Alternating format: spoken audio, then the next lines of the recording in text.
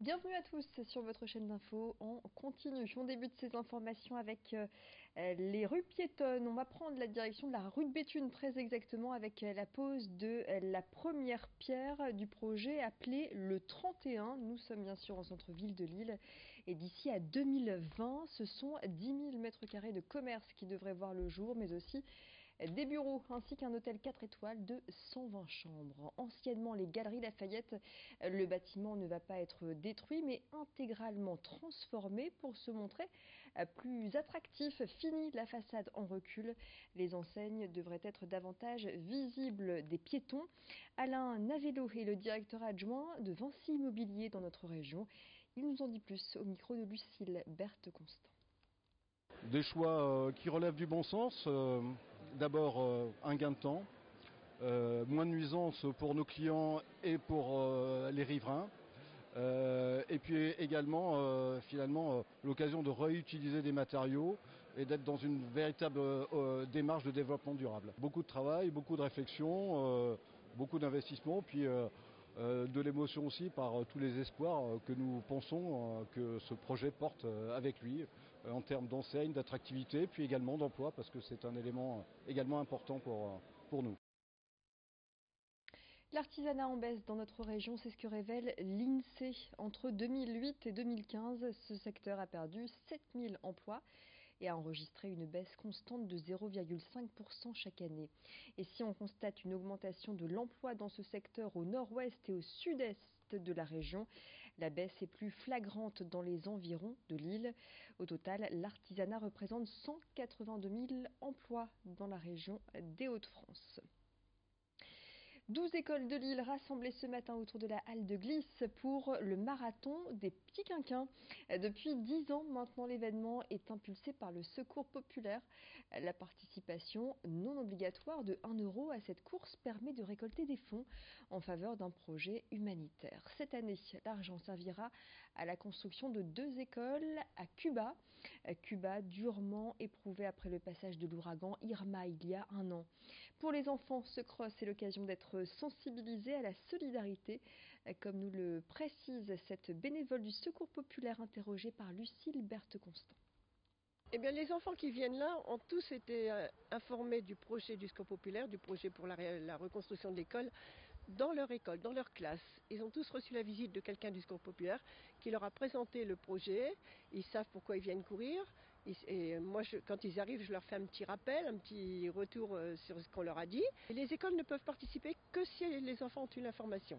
Il faut que ce soit quelque chose de très cohérent, que les enfants sachent tous pourquoi ils courent. Ça leur ouvre des horizons, ça leur montre qu'on n'est pas tout seul, pour développer en eux l'envie de faire de la solidarité. Et là, moi, j'en ai profité pour leur parler de l'inondation du sud de la France et leur faire un petit peu un rapprochement entre ce que vivent les gens qui sont en Amérique latine au bout du monde et ce que vivent les Français du Sud actuellement, en leur disant qu'on va aussi les aider, en leur montrant que la solidarité, c'est pas seulement de la solidarité à l'international, c'est aussi la solidarité aux gens qui sont plus près de nous.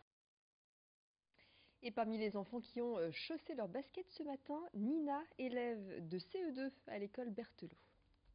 On est tous partis vite et pourtant on s'est entraîné et on a appris qu'il fallait aller doucement, mais on voulait tous aller vite parce qu'on voulait que ça se termine. C'est bien de savoir qu'on peut aider des personnes en courant. Du coup, ça nous fait penser que nous, on a de la chance d'avoir une école et qu'eux, ils en ont pas. Et que du coup, il y aura des journalistes qui vont nous filmer, ça va passer à la télé et des gens vont vouloir donner de l'argent pour reconstruire l'école. On s'entraide et comme ça, c'est mieux dans le monde. Et puis notre terre vue du ciel, c'est le nom de l'exposition de Yann Arthus Bertrand, visible en ce moment à la Maison de la Photographie à Lille. Le réalisateur et photographe expose 130 de ses photos prises aux 4 coins du monde. Toutes sont représentatives de l'état de la planète. Depuis 40 ans maintenant, Yann Arthus Bertrand tente de sensibiliser citoyens et pouvoirs publics à la nécessité de préserver les richesses de la Terre.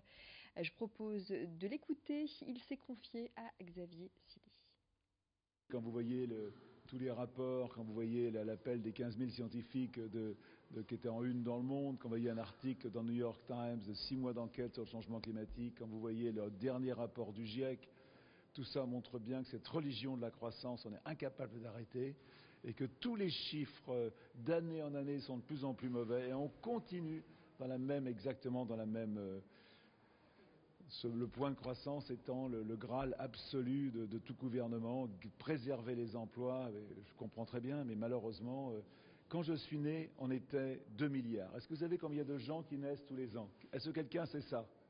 Combien de gens naissent tous les ans? Il naît 120 millions de personnes tous les ans. Et il en meurt 45 millions, vous voyez le gap. Et le monde entier veut vivre comme nous. Nous, on vit dans le 6e pays le plus riche du monde, avec un confort incroyable, avec une qualité de vie inouïe, même s'il y a des gens qui n'ont pas assez. Et tout le monde veut vivre comme ça. Et cette façon de vivre est en train d'épuiser la planète.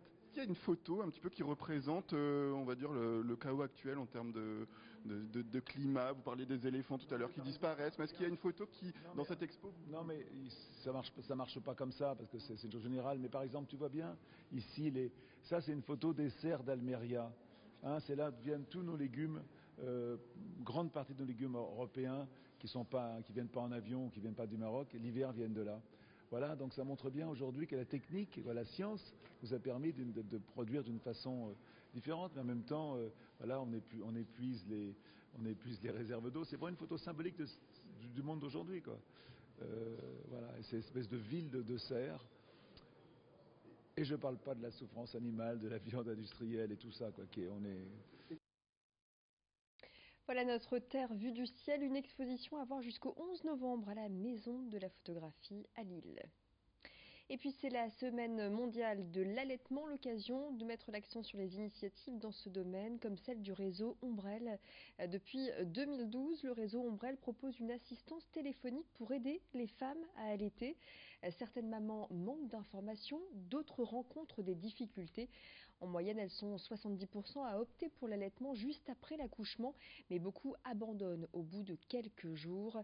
30 professionnels de la santé se relaient pour faire tourner cette permanence téléphonique tous les jours entre 18h et 21h. Notez bien le numéro 0320 44 62 47 0320 44 62 47 pour cette permanence téléphonique sur l'allaitement. C'est la fin de cette édition lilloise. Restez avec nous, vous retrouvez tout de suite les prévisions météo.